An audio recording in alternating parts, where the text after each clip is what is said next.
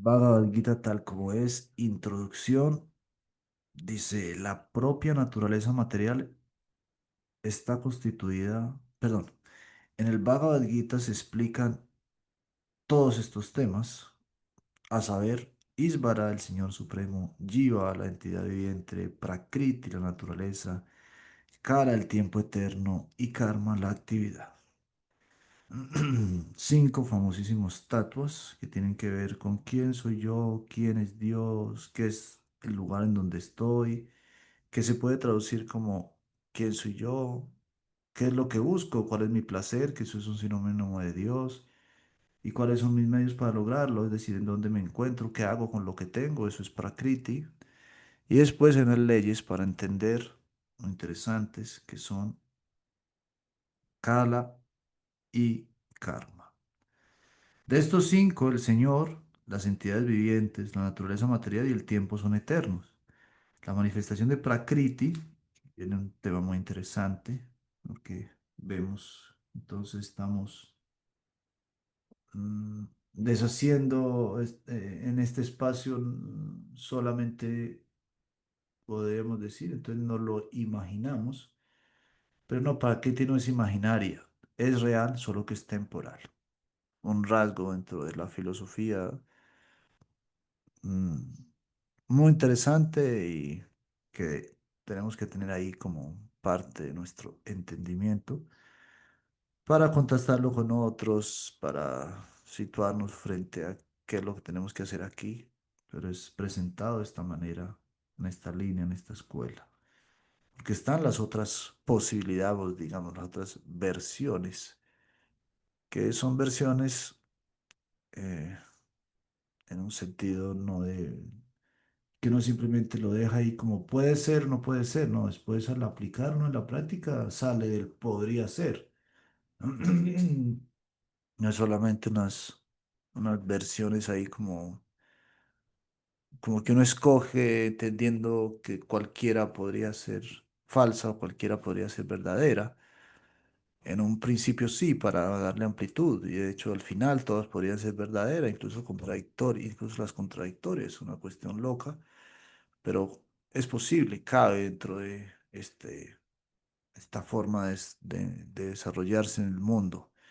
Ahora, ¿qué nos interesa? Nos interesa entonces, como estamos escuchando, no solamente que se quede una versión, sino poco a poco irla a llevar a la práctica, a la convicción, a la demostración, lo que implica tener un desarrollo y una sensibilidad particular.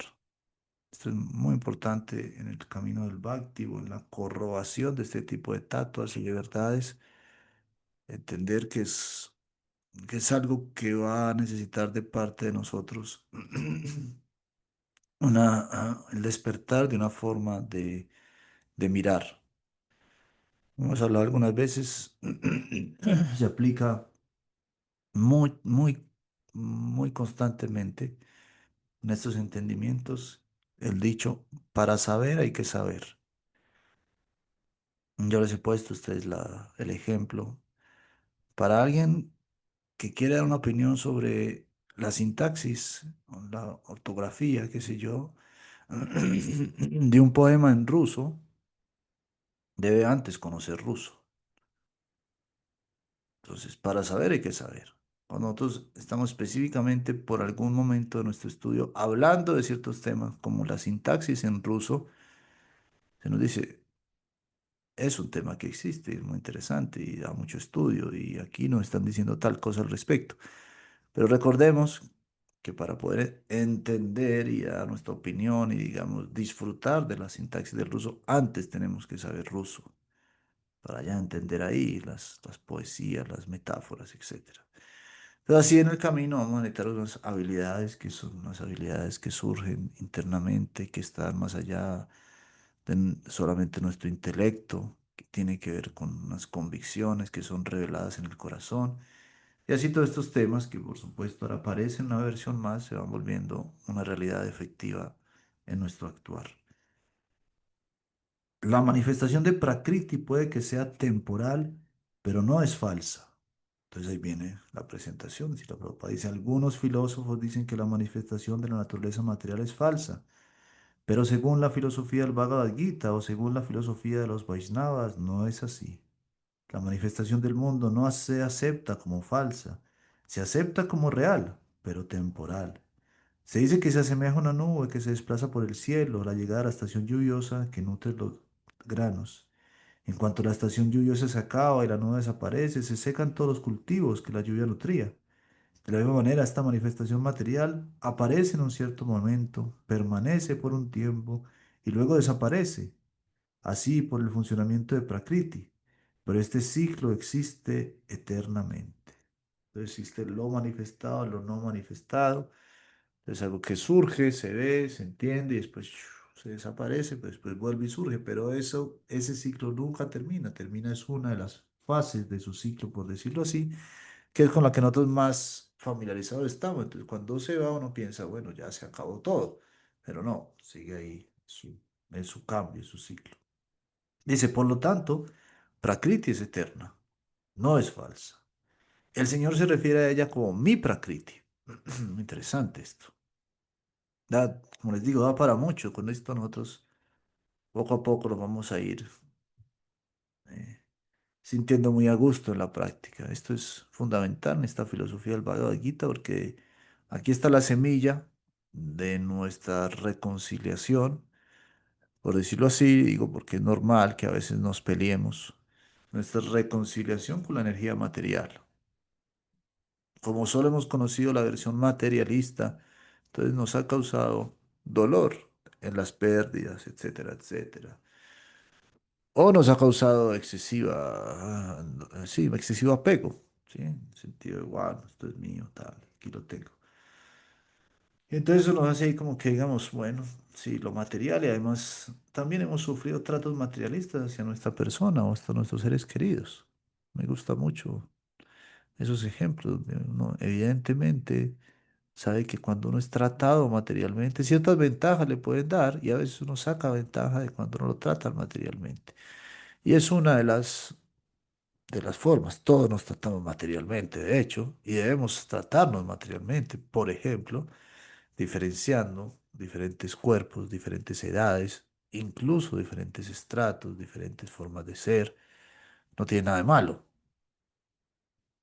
Puede volverse clasista, sexista, discriminativo. Eso empieza a volverse malo. Y puede volverse reduccionista, despreciar a la gente porque solamente estamos considerando las ventajas que puede darnos en relación a las facilidades que tiene con su cuerpo. El yoga nos pide ir más allá, con tranquilidad, aceptando nuestro momento, con buen paso, porque pasos en falso en este camino son tristes también, terminan en descuidos nomás. El clásico ejemplo, alguien que se entera de no es el cuerpo y simplemente descuida su cuerpo y entonces es una lata después, no puede avanzar nada, no puede utilizarlo. Entonces es muy interesante, lo hemos hablado en la senda del yoga, aquí está la semilla de ese concepto. Esto es divino, una energía mía, una energía de Krishna, imagínense ustedes. Es decir, todo es, no hay nada que no sea Dios. Muy bello ese pensamiento. Ustedes se dejan abordar por él en algún momento, es muy mareador en el buen sentido, tiene un arrobamiento, una pequeña muestra de éxtasis considerarlo. No hay nada que no sea Dios.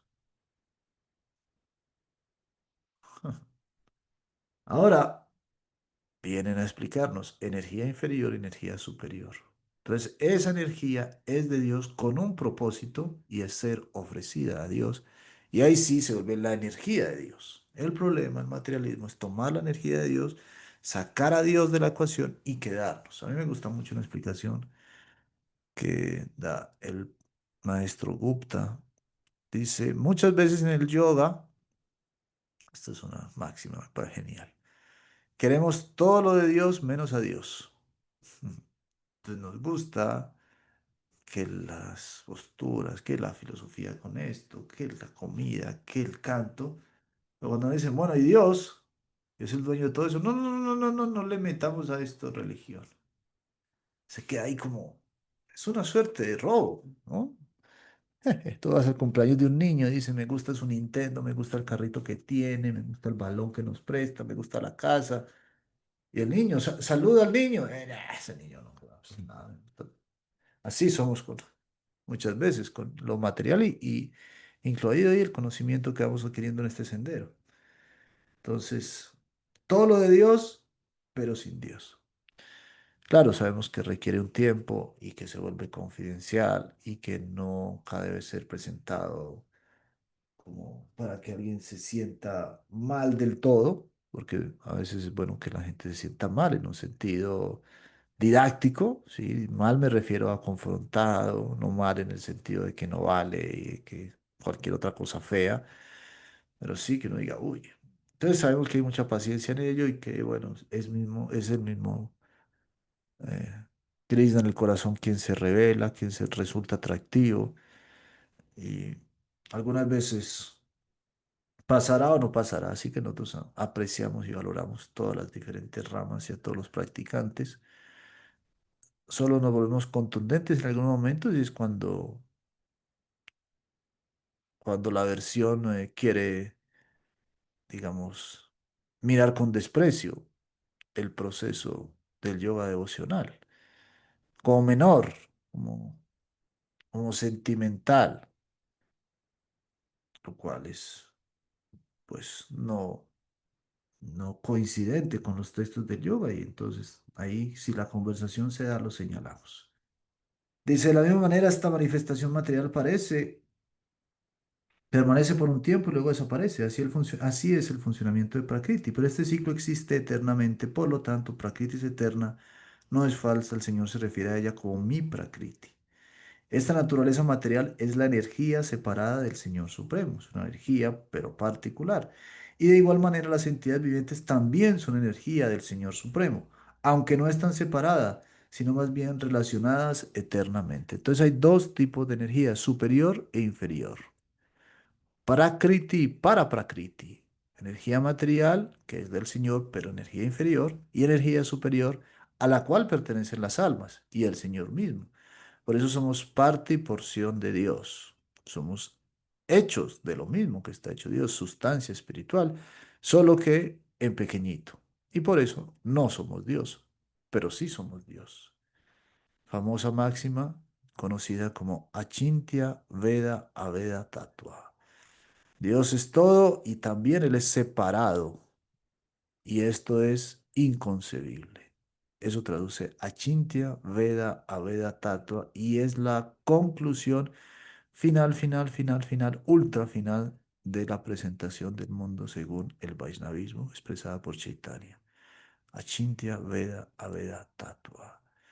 Sobre ese particular de cómo es y no es al mismo tiempo, un grupo llamado Kula Shaker sacó una canción conocida como Tatua, que se la recomiendo si alguien la encuentra con subtítulos al español en el YouTube, la puede poner en el chat.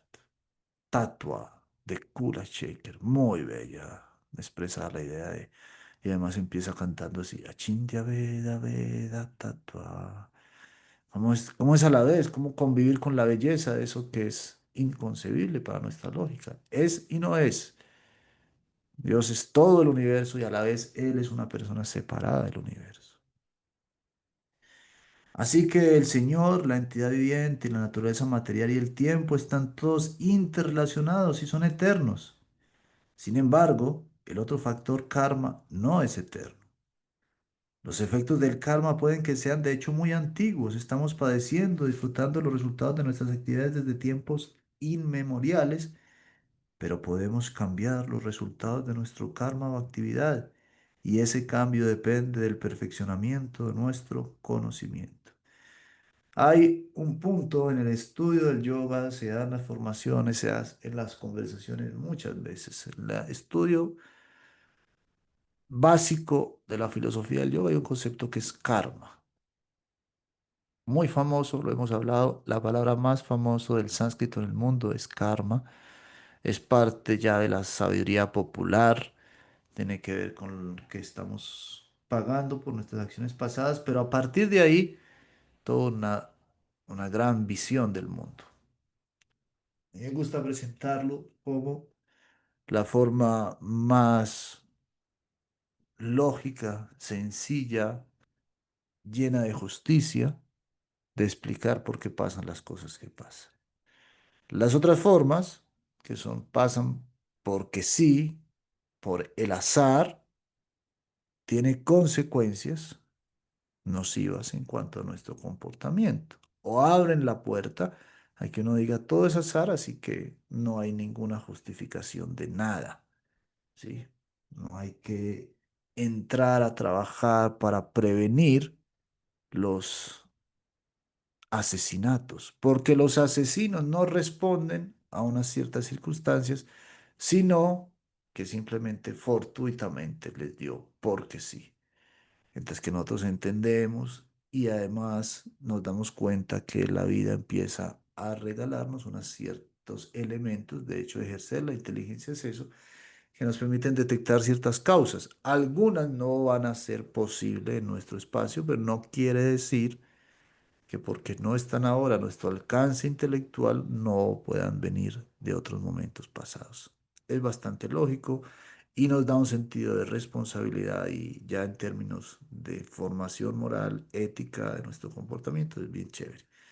Ahora sucede, es un momento mágico repetido en las clases de filosofía, en las formaciones de yoga, que cuando hablamos del karma, y empezamos a darle la oportunidad a que ese concepto empiece a permear, no solamente a embalsamarlo, como a veces ocurre. Bueno, voy a estudiar, ustedes me han escuchado denunciar esto bastantes veces, voy a escuchar las diferentes culturas y voy haciendo un rotulamiento de cómo le llaman a ciertas cosas, pero yo no me caso con ninguna, yo simplemente soy un recolector de piezas que las embalsamo y las pongo ahí en mi armario de arqueólogo, algo así.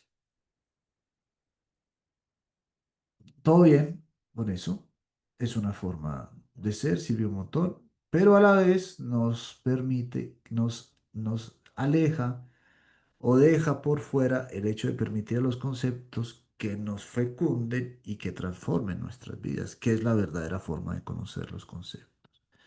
Entonces está esa visión del estudio, así como muy muy aséptica. Y está la decisión del estudio donde uno le da la oportunidad, toma ciertos riesgos también, que tampoco son tantos, pero toma ciertos riesgos de decir, bueno, voy a dejar que el entendimiento del karma, su pensamiento, su lugar, su análisis se vuelva productivo en mi vida, en mis acciones, se traduzca. Y ahí, cuando eso pasa, entonces viene el momento mágico de cuando aprendemos del karma, es cuando uno pregunta, bueno, ¿y cuándo termina el karma? ¿Y cómo salgo del karma? Esa es una pregunta puesta en nuestro corazón directamente por la divinidad, porque justamente es la que abre las puertas cuando es una pregunta sincera y hecha con libertad a que entendamos de qué se trata la relación amorosa con Dios, que es la forma de liberarnos del karma. Y estamos condicionados por el karma, pero tenemos la capacidad de liberarnos. Lo hemos dicho muchas veces, cuerpo humano significa todo está dado. Eso es lo que resume nuestra vida. Yo lo repito mucho porque es un mensaje muy hermosamente dado por los acharyas. Bhakti Vichar Vishnu Maharaj, su libro se llama Este maravilloso regalo del cuerpo humano. Es un libro muy chévere. Entonces es digamos, es el eslogan con el que podemos dar un gran avance en esta senda del yoga. Es el eslogan que un primer paso muy valioso. Nosotros solo tomamos de los acharyas eso. Ese libro sí fue el primero que leímos, de hecho, pero no, sí fue el primero que leímos. Por ahí empezó todo. ¿Y de qué se trata este valioso cuerpo humano? Significa que todas las circunstancias, voy a repetirlo, todas las circunstancias, todas las circunstancias son pequeñas en relación a la noticia de que tienes cuerpo humano. Todas las circunstancias. El tamaño de tus orejas, el linaje de tu familia, dinero, no dinero, el lugar donde vives, hijos, no hijos, todas las circunstancias. que nos agobian, que tenemos que estar pendiente de ellas, que hacen parte de nuestra meditación diaria normalmente. Pero el toque, la lección estratégica para desarrollar ampliamente sensibilidad espiritual es que nosotros cojamos todas esas circunstancias y las pongamos en la balanza y al otro lado pongamos cuerpo humano y el hecho de que tenemos cuerpo humano gane por mil. En cualquier circunstancia, muchachos. Muy interesante, muy bello. Y esto da un montón de dignidad a todas las personas con las que nos encontramos, a nosotros mismos, y da mucha dignidad a los demás. Tener cuerpo humano es mil veces, millones de veces, esa noticia es superior y positiva a cualquier otro tipo de pesar. ¿Y por qué? Porque con el cuerpo humano justamente podemos preguntarnos cómo salir del karma. Por eso el cuerpo humano es tan valioso, porque podemos acercarnos a la sabiduría. Entonces tienes cuerpo humano y después has encontrado algo que estimula ese sentir, que son nuestros espacios de bhakti, que son las palabras de los maestros. Ahí está la gran noticia. Ese es el resumen. Vamos a ir tolerando el resto de cosas. Vamos a ir mejorándolas también, por supuesto, no nos quedamos con las manos cruzadas, pero en esa proporción, eso es visión espiritual. Ustedes quieren conocer qué es un trascendentalista, en qué momento de este camino están, quién es espiritualmente avanzado. Esta es una marca. Y miren que es, podemos decirlo, relativamente sencillo. Es una confianza en las palabras de los sabios y simplemente asumirlas, empezar a ejercerlas. Quien le da en su vida con buen sentir, con con buen juicio, la oportunidad de que esto se vuelva su eslogan, su dicho, se vuelve cliente de esto, en el buen sentido, se fideliza. Como uno dice, bueno, cuando voy a comprar arepas me gustan estas, y eso lo hace. Entonces dice, cuando voy a pensar, me gusta este pensamiento. Es posible. Vuelvo a él. Y como no somos inestables, se nos olvida. Entonces vuelvo a los lugares donde me lo recuerdan. Eso es ser espiritualmente avanzado. Ujú.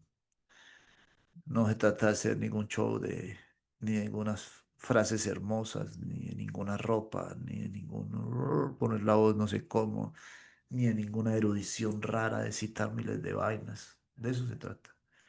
Porque a partir de ahí tenemos garantizado nuestro avance. Estamos enamorados de esta idea y vamos a querer más detalles de cómo es que yo le saco el mejor provecho a este cuerpo humano. Pónganse a pensarlo desde diferentes aspectos. Contrarresten esto con cualquier otra oferta y plan que tiene que ver con el desarrollo material. Repito que está muy bien. Toma nuestro tiempo, toma nuestra calidad, toma nuestro pensamiento. Estamos ocupados de eso, de hecho. Pero nuestro corazón, secreto, íntimo, último, libre, digno, abraza esta idea. Y por abrazar esta idea, todo lo demás pasa a verse con una mejor perspectiva. El hermoso regalo del cuerpo humano, el incomparable regalo del cuerpo humano. No me acuerdo cómo es que Vino Maharaj lo llama específicamente en un segundo.